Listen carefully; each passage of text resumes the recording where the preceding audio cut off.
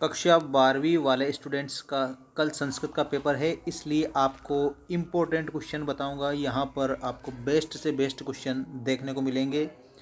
कक्षा 12वीं MP board अर्धवार्षिक परीक्षा, ये जो आपका पेपर होने वाला है काफ़ी इम्पोर्टेंट है। और आपको जो क्वेश्चन मैं बता रहा हूँ, जो प्रश्न आपको मैं बता रहा हूँ, ये भी आप लोगों के लिए बेस्ट साबित होंगे। इनमें से 100% लिख कर आप रख लीजिए, 100% प्रश्न परीक्षा में कल देखने को मिलेंगे।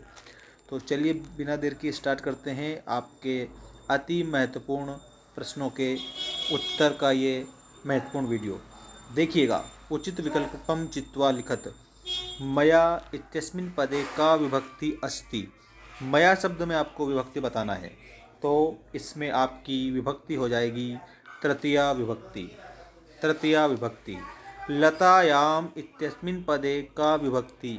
लतायाम जो शब्द आपको दिया है, इसमें भी आपको विभक्ति बताना है, तो लतायाम में आपकी सप्तमी विभक्ति होगी। अधोलिखितेषु पंचमी विभक्ति ही अस्ति। इनमें से पंचमी विभक्ति किसमें है? ठीक है, तो जो पंचमी विभक्ति है आप लोगों की बालकेभ्याम में भी है, फलाभ्याम में भी है और राज्ञा में भी है। मतलब सभी में पंचमी विभक्ति है। ठीक है, तो यहाँ पर आपको सर्वे अपि याद रखना है। ठीक है, और वैसे आपको बालकेभ भी पूछे कौन सी विभक्ति है, पंचमी बताएंगे, फलाभ्याम पंचमी बताएंगे, राज्ञा पंचमी बताएंगे। इसके बाद कवि शब्द से द्वितीय विभक्ति रूपम किम। कवि शब्द का द्वितीय विभक्ति में रूप बताना है, तो यहाँ पर कविम आपका उत्तर होगा। कविम आप याद रखेंगे। इसके बाद में अधोलिखितेषु अव्ययम पदम न अस्ति। इसमें से कौन सा अव्यय पद नहीं है? जो आपका अव्यय पद नहीं है, ये वनम अव्यय पद नहीं है। बाकी अत्र भी अव्यय है, यदा भी अव्यय है और कदा भी अव्यय शब्द है। इसके बाद में देखिएगा, वृतः कलहम मा कुरु अस्मिन् वाक्ये अव्ययम अस्ति। अव्यय पद इसमें बताना है, तो इसमें आपका कुरु जो शब्द लिखा है ये अव्यय शब्द है। ठीक है, इसके बाद में नेक्स्ट क्वेश्चन देखिएगा। पाश्यति इत्यस्मिन् पदे लोट लकार अस्ति। इसमें आपसे क्या पूछा है? लोट लकार पूछा है। शुद्ध अशुद्ध बताना है, तो इसमें आपको क्या बताना है? लोट लकार इसमें नहीं है, तो आप इसमें ना बताएंगे। अपठताम पदे एक वचनम अस्ति। तो अपठताम में एक वचन है क्या? तो यहाँ पर नहीं है। संस्कृत पदे सम उपसर्ग अस्ति। तो जो संस्कृत है इसमें आपका सम उपसर्ग है, ये आपका क्या हो जाएगा? ये आपका सही हो जाएगा, तो इसमें आप लिखेंगे आम। ठीक है, इसके बाद में देखिएगा, गच्छामि पदे उत्तम पुरुषः अस्ति।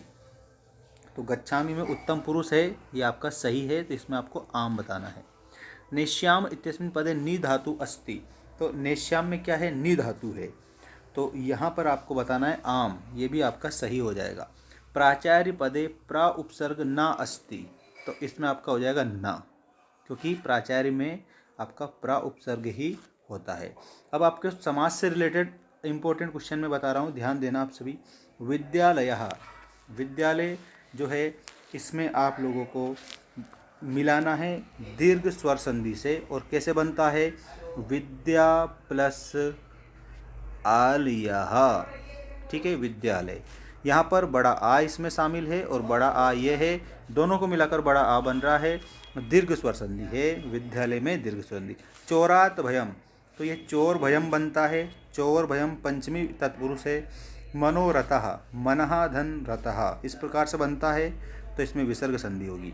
यथाशक्ति, शक्तिम अनतिक्रम में, शक्ति के अनुसार अव्ययभाव समास है। इत्यादि, ठीक है, इत्यादि, यहाँ आप लोगों को इत्यादि में यण संधि बताना है। और कृष्ण सर्पः, कृष्णः च असो सर्पः, कर्मधारय समास। ठीक, इस प्रकार से आप ये जोड़ी मिलान करेंगे और आप लोगों का जो पेपर है उसमें बिल्कुल इनमें से प्रश्न 100% पूछने की संभावना है। एक पद उत्तर पठित्वा इतने पदे प्रत्यय। तो इसमें आपका कत्वा प्रत्यय होगा पठित्वा में। ठीक है, पट प्लस कत्वा। बाल धन टाप, तो इसमें बाला आपका बनेगा, ये स्त्री प्रत्यय इसमें है। ठीक है, इस प्रकार से आपका ये इंपॉर्टेंट क्वेश्चन का जो पेपर था वो मैंने आपको बता दिया। इंपॉर्टेंट क्वेश्चन आप लोगों के लिए लेकर आया था मैं।